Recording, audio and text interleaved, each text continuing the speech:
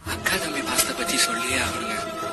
என்னதான் 1000 பொண்ணுங்க ஃப்ரெண்டா கிடைச்சாலும் அக்கா ஃப்ரெண்டா இருக்கிற அளவுக்கு ஈடாகாது.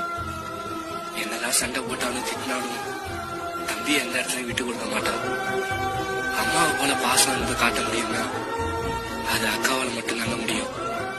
அம்மாங்கிற ஸ்தானத்துல இன்னொருத்தரை வச்சு பார்க்க முடியும்னா அது அக்காவை தாங்க. கூடவே பொறக்கணும், கூடவே பொறக்கணும், உனக்காக நான் இருக்கணும் எப்போதுமே.